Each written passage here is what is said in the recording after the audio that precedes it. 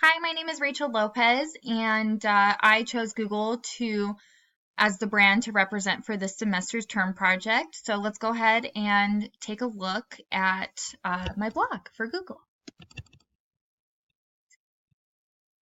Here we go. So let's start off on post one. My post is just that I chose Google, and I chose Google for a number of different reasons. Their undeniable success, brilliant marketing.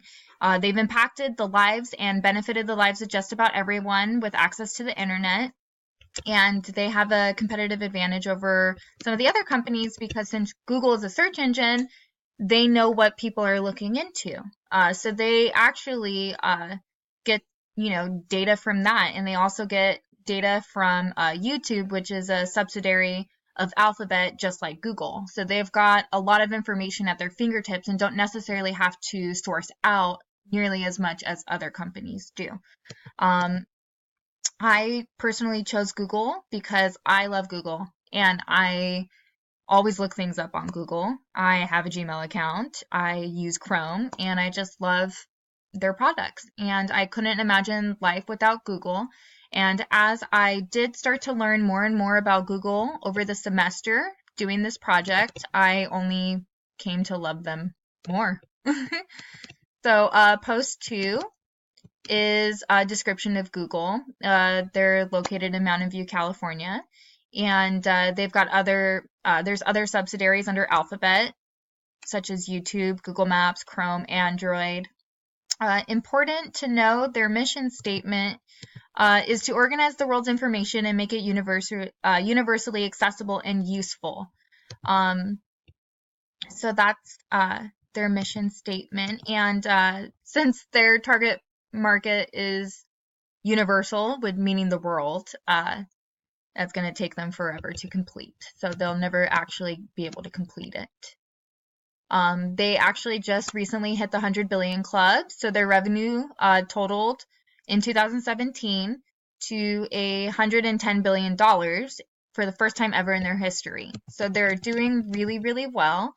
They've got a huge employee base of 85,000 employees, and Google treats their employees so incredibly well.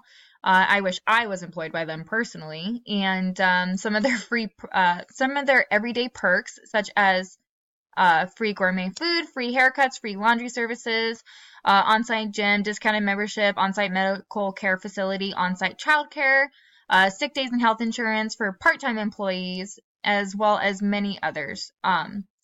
Google is a company that cares about society as a whole, and they care about their employees too, which really just hits close to home because in my second blog post, I noted that they had a high rate of working mothers leaving the company and decided to enhance their parental leave policies to fix what they considered a problem. And so they care about families, they care about employees, they care about society, and they just have really good virtue, in my opinion. And so just another reason why I love Google. And if we come up here to post three, their strategy, they have a lot of things that make them different from their competitors. They announced its open source programs for cloud, which is a huge competitive advantage because they were strong contributors for OSS programs, which are highly, highly desired by consumers. Competitors were not as quick to hop on the bandwagon, such as Microsoft, which has put Google ahead in meeting consumers' needs. Let's see here. They've got a huge technology infrastructure, meaning they have a ton of equipment. And they are very socially responsible, only taking up 0.01% of the entire world's electricity. Considering how much infrastructure they have, which is astronomical, it is really, really socially responsible that they are really making sure that they do not take up too much energy and are energy conservative. Another thing that I admire is that they don't take advantage of their employees. As I just touched base on, many of the everyday perks that Google employees get I think that could be considered a competitive advantage because your employees are what make your company, and one of um, their top competitor, Amazon, recently it was just revealed in an undercover um, video that a journalist posted was that their factory workers don't have time for basic needs, such as using the restroom. And that is just atrocious, in my opinion. And I just really take a lot of value in the way that Google treats their employees. And as big as they are, it's not because they keep anybody at the bottom feeling really, really down or anything like that. So I really value Google's virtue in that aspect. SWOT analysis, they've got obviously a huge strength is their reputation. They've got a popular brand image.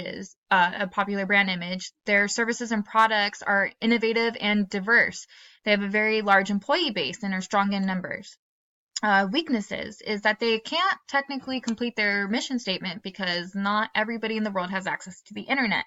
So in underdeveloped countries with no access to the internet or not much, that's going to be obviously very difficult for them to reach those people out there. Google also lacks physicality, meaning that they don't have a physical appearance and they don't have outlets, which, their Apple is another one of their main competitors along with Amazon, and Apple does have physical stores selling products of their own. And so that has to hurt Google that they don't have a physical store. I can't imagine how well they would do with a physical store if they did have one. And they also, not all of their apps are mobile friendly, which, as you can only imagine, with everybody on their phones every single day, that has to hurt them as well. An opportunity is that they could start creating products under, the Google brand. I don't know if that would really fit in with what they have in store, but I feel like if they found a way to do so, that it would be really well for them. And then they could place those products in a physical store and get rid of the weakness that they have that they don't have a physical appearance. Their threats are their competing companies such as Amazon and Apple. Amazon is being used as a search engine to its loyal customer base for products to buy, because when you've got to buy something, you got to search it. So why not search it on Amazon?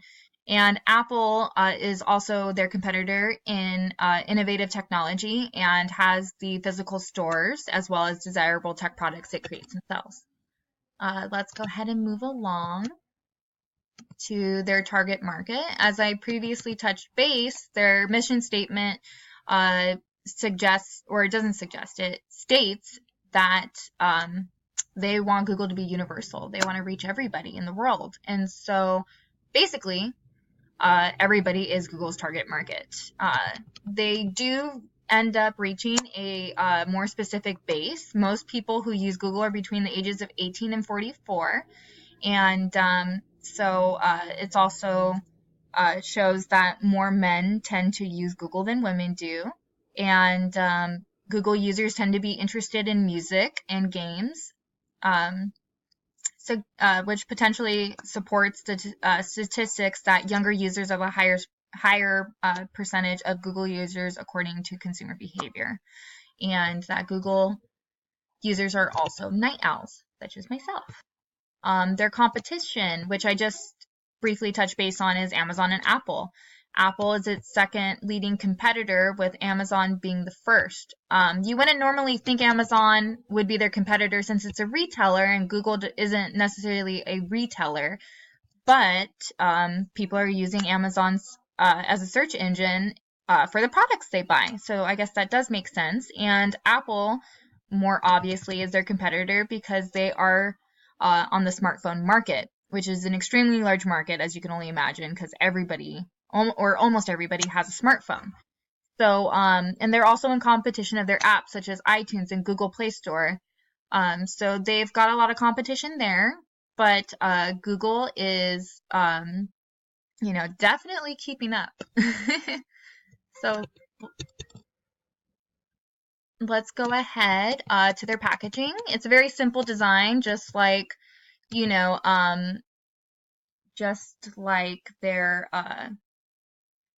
their logo.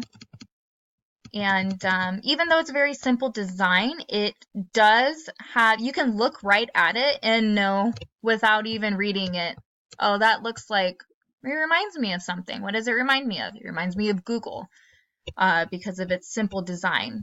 So their packaging does kind of, almost market in itself. Google's logo, their branding, has been plain since it was created and has barely changed since the start of the company.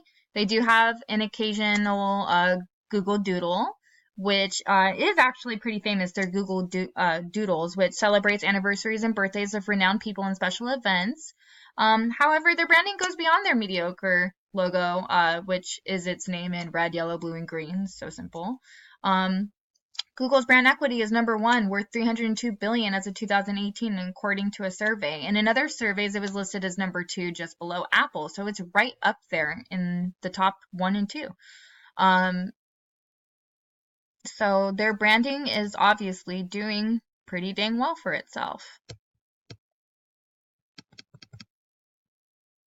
Google services offers several services. Of course, the most popular being the search engine.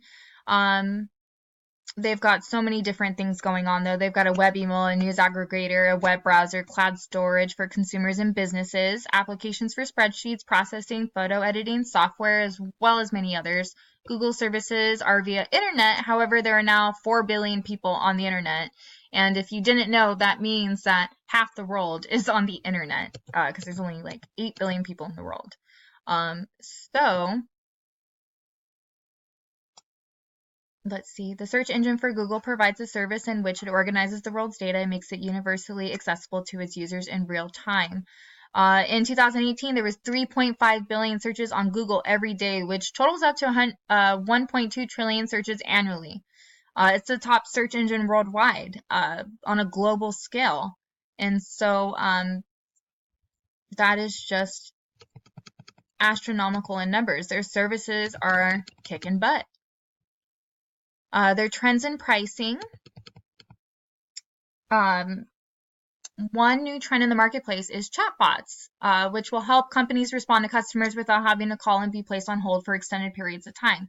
I've already been seeing chatbots on the new home sales websites, and so this creates a unique opportunity for Google to increase its rankings, because having a chatbot on a website will keep a user on a page longer and will decrease its bounce rate, which will create good numbers and ratings for Google.